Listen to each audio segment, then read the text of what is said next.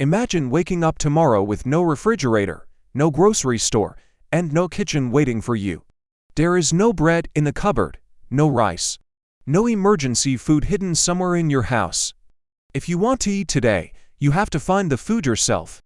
And for ancient humans, this wasn't a challenge they faced once in a while.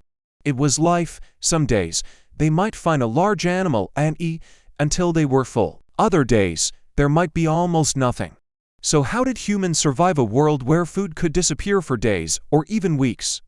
The strange part is they didn't survive by finding one perfect food. They survived by becoming incredibly good at finding almost anything. Picture a small group of humans moving across an ancient landscape. One person spots berries. Another finds edible roots buried beneath the soil. Someone discovers eggs. Others look for shellfish, insects, seeds, honey, or small animals. And if they were lucky, hunters might return with meat. The meal wasn't predictable. It changed with the season, the weather, and whatever happened to be living nearby. And that unpredictability created one of the most important survival advantages humans ever developed. Flexibility. Our ancestors were not built around a single food source. They could switch. When one resource disappeared, another could take its place. But there was a problem. Knowing what you could eat wasn't enough. You still had to find it. And this is where ancient humans had an advantage that is easy to underestimate: their brains. Modern humans can walk into a supermarket and see thousands of foods in minutes. Ancient humans had no such luxury. They had to remember where certain plants grew, which roots appear after rain, where animals traveled when fruit ripened, and which plants could kill them. A landscape that looks empty to us could actually be a giant food map.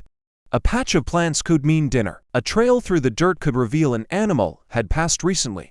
A crack in a rock could hide insects. Even the changing seasons told them what to search for next. But then there was another problem. What happened when food was everywhere? You couldn't simply keep the leftovers in a refrigerator.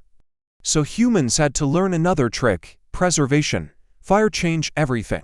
Cooking made many foods easier to chew and digest, while heating meat could make it safer to eat. Humans also developed ways of drying, smoking, or otherwise storing some foods, depending on the environment and technology available. And when a large animal was killed, the entire group could benefit. This is where something even more important appears: sharing. A successful hunt didn't just feed the person who made the kill. Food could be divided among the group. That meant one person's bad day didn't necessarily become everyone's bad day. And this may have been one of humanity's greatest survival tools. Not strength, not speed, cooperation. Archaeological sites showed that early humans processed animal bones for meat and marrow, while evidence from ancient plant remains and microscopic traces on teeth shows that humans also consumed a wide range of plant foods. In other words, the image of ancient humans living almost entirely on giant pieces of meat is far too simple. Their diets could be surprisingly diverse. But even with all of this, there were still terrible times.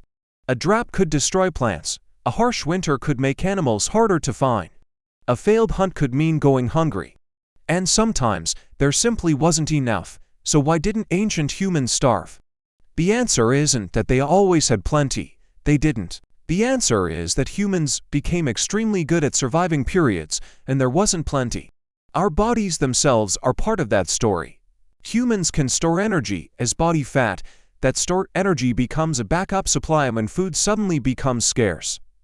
And unlike many animals that depend heavily on one seasonal food source, humans can travel, change their diet, cooperate with others, and use tools to reach resources that would otherwise be difficult to obtain. That combination was powerful.